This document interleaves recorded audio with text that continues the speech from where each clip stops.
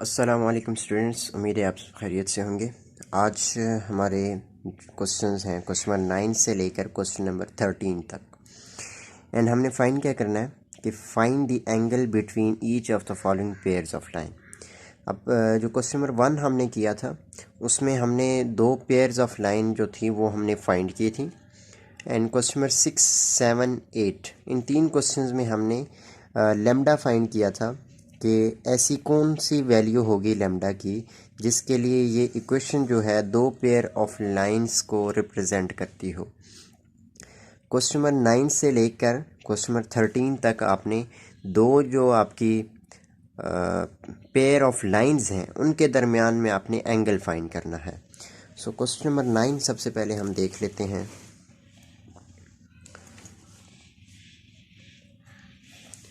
And question number 9 हमें क्या कह रहा है, x square minus 2xy tan theta minus y square is equals to 0।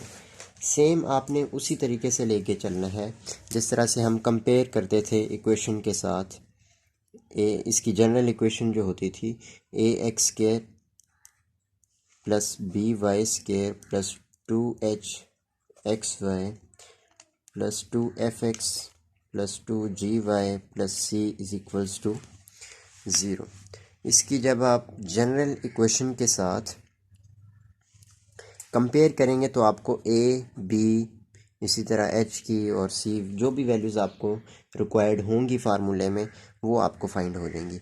अब आपने एक चीज़ याद रखनी है कि अगर आपका a प्लस b जो है ये इक्वल टू 0 आ जाए, इसका मतलब क्या है कि थीटा जो है ये आपका होगा π/2 90 डिग्री पे परपेंडिकुलर। दो जो आपकी पेयर ऑफ लाइंस हैं, दो लाइंस जो हैं वो आपकी एक दूसरे के परपेंडिकुलर होंगी, तो इस केस में जो थीटा है वो π/2 यानी 90 डिग्री होगा।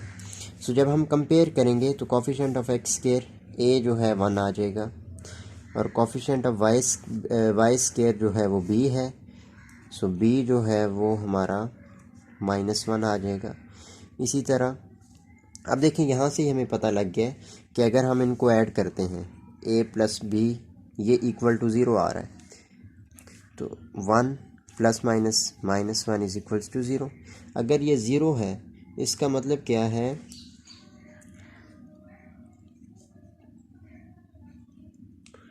To lines are perpendicular so theta is equals to π/2। So first question में ही हमें पता लग गया कि अगर हम a प्लस बी कर रहे हैं तो हमारा आंसर आ रहा है 0। सो इस केस में आपका जो थीटा है वो π/2, दो लाइंस जो हैं वो एक दूसरे के परपेंडिकुलर हैं। नेक्स्ट क्वेश्चन देखते हैं, question number 10। And question number 10 हमें क्या कह रहा है कि 3x square plus 7xy plus 2y square is equals to 0। Same जब हम इस इक्वेशन के साथ कंपेयर करेंगे तो इसमें हमारे पास a जो है ये आ जाएगा 3, b हमारे पास आ जाएगा 2 and coefficient of x y हमारे पास होता है 7। सो 7 है और कोफिशिएंट ऑफ एक्स वाई यहाँ पे 2h है। So 2h is equals to 7, h is equals to 7/2। So h की वैल्यू आ जाएगी 7/2। अब देखिए यहाँ पे हमें पता है कि ऐड करते हैं तो 0 आंसर नहीं आता। सो इस केस में आपके पास एक फार्मूला है, वो आप वैल्यूज़ उसमें पुट करके वैल्यूज़ आप फाइंड कर सकते हैं। So tan theta is equals to 2 into h square minus ab divide a plus b। Values put कर दें, 2 as it is, h square तो h हमारे पास क्या है 7/2 का स्क्वायर।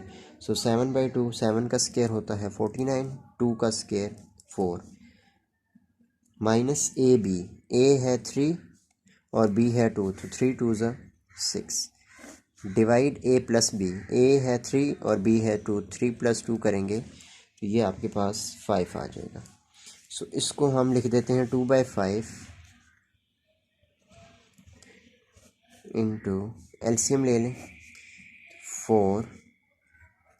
49 4 माइनस 6 मल्टीप्लाई 4 करेंगे तो ये आपका आ जाएगा 24 2/5 as it is 49 minus 24 so this is equals to 24 divided by 4। इसको मज़ीद जब हम सॉल्व करेंगे तो ये आ जाएगा 2/5 25 होता है 5 का स्क्वायर एंड 4 होता है 2 का square so 2 cancel 5 cancel so tan theta हमारा क्या आ जाएगा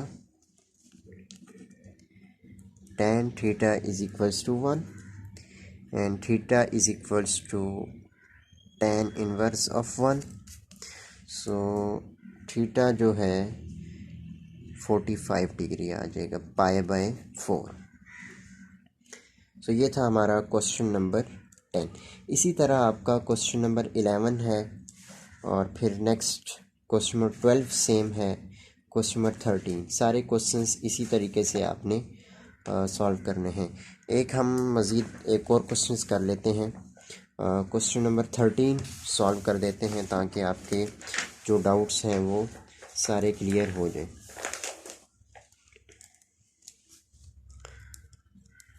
क्वेश्चन नंबर 13 है 6x² plus xy minus y² minus 21x minus 8y plus 9 is equals to 0। देखिए हमें फार्मूले में सिर्फ 3 चीज़ें रिक्वायर्ड हैं, a, b और h। आपने ये 3 चीज़ें ही फाइंड करनी हैं। सो यहाँ पे कोफिशिएंट ऑफ x² हमारा 6 है, उसको हम कहते हैं a। Coefficient of y² b है -1 और उसके बाद हमें h की वैल्यू चाहिए। तो coefficient of xy is equals to 1, 2h is equals to 1 और h जो है यह आ जाएगा 1/2। फार्मूला आपको पता है tan theta is equals to 2 into h² minus ab divide a plus b। So tan theta values put कर दें 2 इंटू h² h है 1/2, 1/2 का स्क्वायर करेंगे तो 1/4 माइनस ab, a है 1 b है -1 सो ये आ जाएगा -1 डिवाइड a प्लस b। तो a 6 है, सॉरी यहाँ पर कोफिशिएंट ऑफ x² जो है 6 है सो ये भी आपका 6 आ जाएगा, ये यहाँ से देख लें गलती ना हो जाए। Divide a plus b so 6 minus 1 2 into 1 minus minus plus LCM साथ ही ले लें 4 6 24 डिवाइडेड बाय 5। 6 माइनस 1 करेंगे तो 5 आ जाएगा।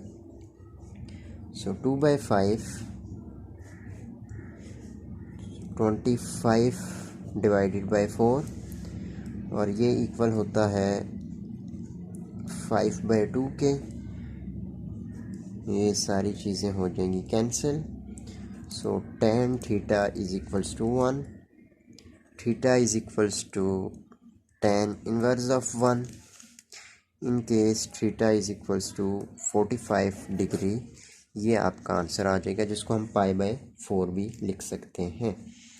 सो ये था हमारा आज का लेक्चर जिसमें हमने क्वेश्चन नंबर 9 से लेके क्वेश्चन नंबर 13 तक डिस्कस किए।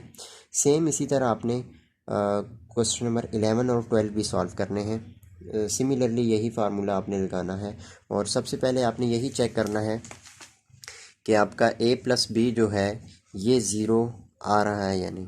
अगर a प्लस बी 0 आता है तो इसका मतलब कि जो आपके जो लाइंस हैं, पेयर ऑफ लाइंस, जो दो लाइंस हैं वो एक दूसरे के परपेंडिकुलर हैं। लाइन a और लाइन b दोनों एक दूसरे के परपेंडिकुलर हैं। तो इन केस a जो है थीटा जो है वो 90 डिग्री आ जाएगा।